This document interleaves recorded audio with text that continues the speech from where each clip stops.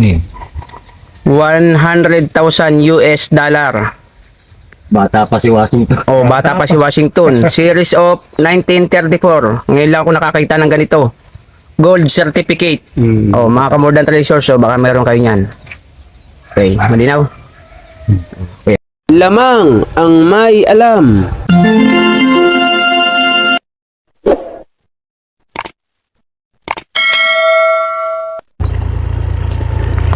Gumagawa ng relo, bumibili ginto, pilak, coins, dollar, silver.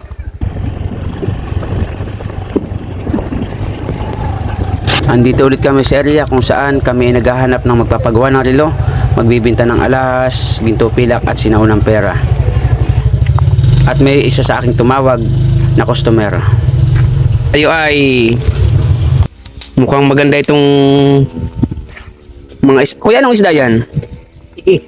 Tigi. So, Tambang tabi. ito po yung isdang tamban tabi. Opo. Dito po tayo sa... Saan nga po ito? Barangay Banglo. Andito po tayo sa Banglos. Ayun o, may isa pa pong nangilaw o. At may magpapagawa daw ng relo. Maya-maya pa. At may nagpagawa nga sa amin ng G-Shock na relo sapagkat sa tagal ng panahon ay naputol na ang kanyang bracelet. Kaya ang kanyang G-Shock ay pinalitan namin ng bracelet. Ngunit wala kaming available na talagang pang G-Shock. Ngunit pwede dito ang bracelet na pang diver sapagkat mas matibay po ang bracelet na diver watch kaysa sa G-Shock na bracelet. Dahil ang G-Shock na bracelet habang tumatagal ay lumalambot at napuputol. Ngunit ang diver watch habang tumatagal ay lalo pong tumitigas sa kanyang pagka bracelet.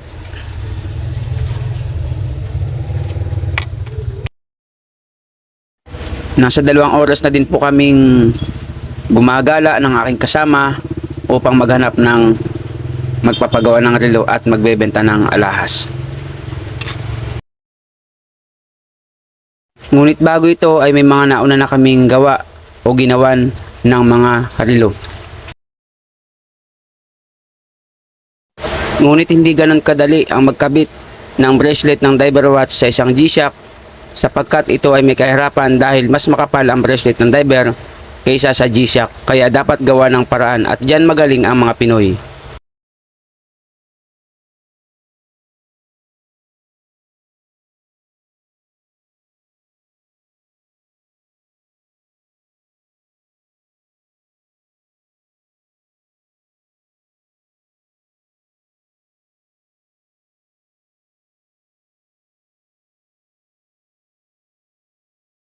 At dahil mas malapad ang bracelet ng diver watch kaysa sa G-Shock, kailangan ko pang putulan o bawasan ang bracelet ng diver upang ito ay mag-fit sa housing ng G-Shock. At ganun nga ang aking ginawa.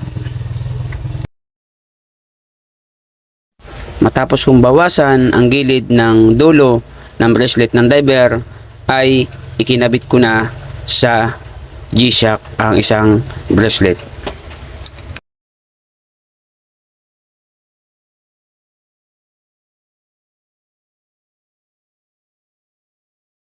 At yun, naikabit ko ng muli ang isa pang bracelet ng G-Shock.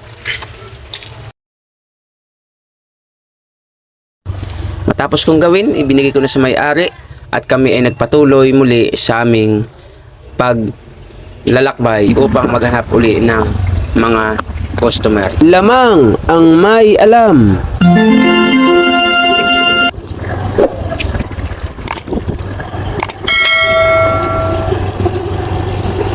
Gumagawa ng relo, naglalagay ng battery bracelet.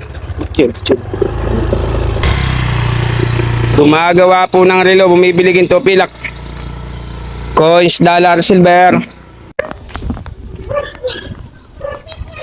Gumagawa ng relo, bumibili ginto, pilak. Kami naghanap ng aming mga customer na magpapagawa ng relo at magbebenta sa amin ng mga alahas at relo.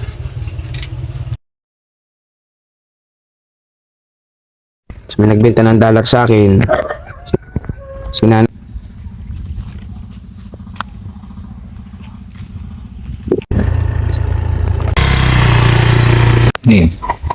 100,000 US dollar.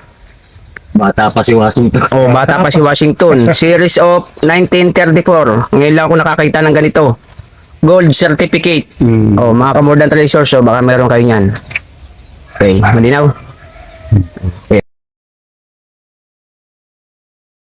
At nang kami magawi sa sulok ng lugar, ay nakakita kami ng sinaunang pera na 100,000 US dollar at ito ay ang tinatawag na gold certificate. Take note po mga kamordan treasure ha, hindi ito inilabas o isinapubliko ng United States of America sapagkat ang perang ito ay ginagamit nila sa iba't ibang transaksyon ng kanilang gobyerno.